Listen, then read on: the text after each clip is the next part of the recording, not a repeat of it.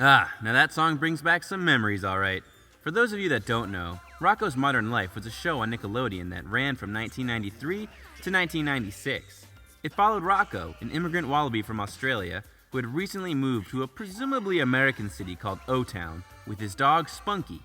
Each episode showcased Rocko getting into some sort of weird mishap with either his steer friend Heifer or his turtle buddy Filbert. He had a grouchy neighbor Mr. Bighead, his strange wife Mrs. Bighead, and way more bizarre and hilarious characters on top of that. The show was pretty clever and subversive at times, especially for a show for kids. I think it still holds up today even. There are even some jokes and allusions that went way over my head as a kid, namely the infamous Choky Chicken, the restaurant Rocko and Heifer loved to hang out at. Choky Chicken alludes to choking the chicken, or slang for masturbation. Real mature, guys. The show definitely has its gross out moments in the vein of Ren and Stimpy, but all in all, I think it's pretty hilarious. If you've never seen the show before, I highly recommend watching it. Two of my favorite episodes are Road Rash and Wacky Deli. Check it out. I mean, like, if you want to. You don't have to. I mean,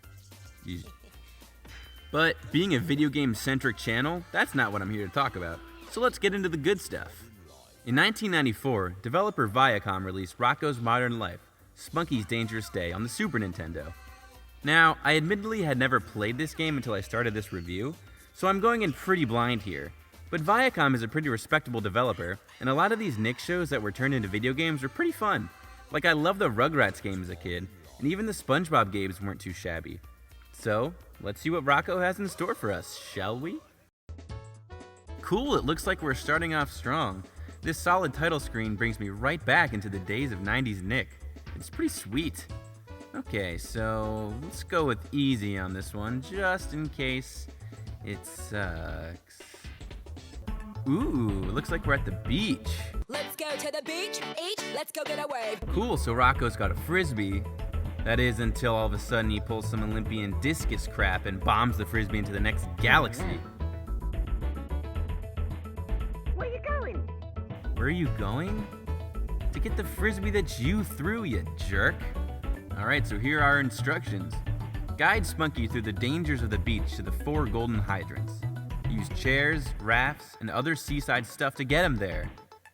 Oh no. An escort mission? Already? God damn it. Well, as soon as we begin, there's a lot wrong already. But let's not start off on a bad foot. Let's talk about the good first. The graphics are really appealing. Rocko and Spunky look just like they do in the cartoon. In fact, everything looks exactly in the style and the vein of the original show. It pops, it feels good, and it puts you in the right mood. So we immediately notice that Spunky looks like he's on a set track, and it's up to us to get him through the level. So we can jump, alright, we can kick, punch, and it looks like pick up. So let's get ahead and make sure we get him there safe, shall we? So pick up this chair? No. Punch the chair? No. Sit in the chair? No. Take the chair to a 5-star restaurant? No. This looks important. Hey, Spunky. Wait, no, don't go in the water. What the? Turns out if Spunky's going in the wrong direction, you can pick him up and set him down in the other direction. You can't carry him, though. Come on, Rocko. That would really make this thing a whole lot easier. So now that Spunky's not going to drown himself in the water, let's get back to this chair thing. Okay, so if you you jump on it. So let's launch this little crapper, shall we? Right now. No. Okay, take 2. Now. Nope. Take 3. Rocket Man, burning out his fuse out where alone. So right about now is where you'll notice the first problem of this game. Well, it's a problem for me anyway. The whole game is centered around controlling this one-track AI to the finish line. That means you as a player aren't dictating the pace of the game. The dumb little puppy is. That inevitably means that when you eventually make a mistake, you're going to have to pick him up, put him down, let him go, and come back. In other words, waiting. Waiting and waiting and waiting. Just like the ring you've been waiting for from Chaz, your boyfriend, who just won't sack up and propose. He's so afraid of commit. But think about how annoying that is. Why should such an insignificant character get to control literally everything? Like, just imagine playing Super Mario Brothers with this same mechanic. Like, you'd be running and jumping and having a great time until this guy's like, "Hey, Don't jump to that block yet. You gotta wait for Harry the hamster first. And don't let him die, by the way. His life is in your hands. Hands. How restricting is that? That's not fun. Not to me, anyways.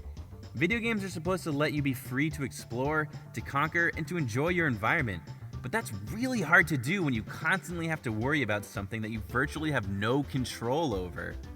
Well, besides the entire premise of the game being completely botched, maybe it has some other redeeming qualities? Not really. It's right at this part of the game that I noticed the next frustrating thing. The tightness of the controls and its impact on platforming. Look how slippery it is. I keep trying to make this simple jump, but I can't land on the dang platform because it's more slippery than a dude wearing hover boots in the middle of a gigantic slate of ice. On the moon. With sunglasses. Not to mention, I have to do it quickly because if I'm too slow, Spunky falls and I have to start over again. Basically, the controls feel so wobbly and you just always end up going too far left or too high or not high enough or too far right. It just all feels so inconsistent and like I'm never sure where I'm gonna land. Eventually, I got my boy Spunky to all 4 golden hydrants. That means we're on to level 2, and that means we're going to the trash compactor place. I say we just leave him there. Okay, fine, we'll go get him. So we're hit with the instructions again, and I gotta say, that looks pretty familiar. More frustrating pitfalls which illuminate the next problem I have with this stinker. Get it? We're at a trash factory. It's like a pun, because the game's bad, but the place is smelly. Immediately, Spunky is on a set track and there is no stopping him. So I got minimal time to run ahead, figure out what all of these death traps are, run back, and stop Spunky from running through them all. This level design, or lack of level design, doesn't teach me anything about what these traps are or how I can stop them. There is pretty much nothing cluing me in to how to use anything, so I just gotta experiment with anything and everything to see how it works. Not only that, but I gotta do it while simultaneously worrying about Spunky.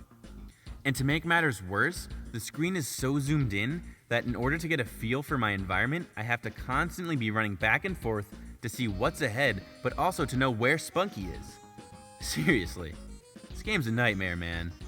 I mean, maybe I'm dumb, but there are so many traps that I could just not figure out in time. Because of me, Spunky's been zapped, covered in waste, compacted, bombed, and even rammed. Over and freaking over. But luckily, Rocko has no life bar, so he can just chill in the nuclear waste all day without any sort of consequence. But hey, what you're doing there, Rocko? All right.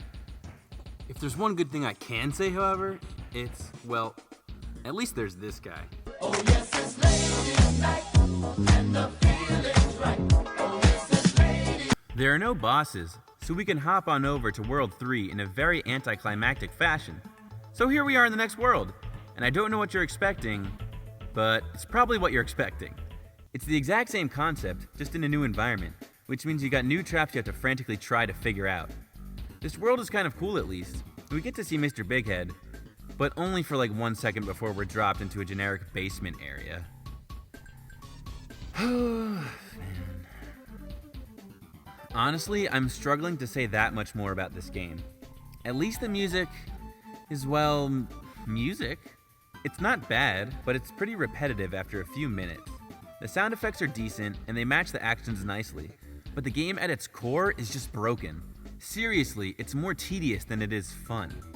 In the last level, we're at the laundromat, which isn't a bad touch because it's an homage to Rocko's famous line.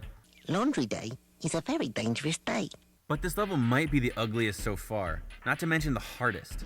All those green and gray pipes and fans, it's not nearly as fun to look at as the beach or even the backyard. After a few hours of your hard work and frustration, you're rewarded with an amazing ending. Now, I'm not gonna lie, I couldn't beat this game. I couldn't even get close. But I found someone who could.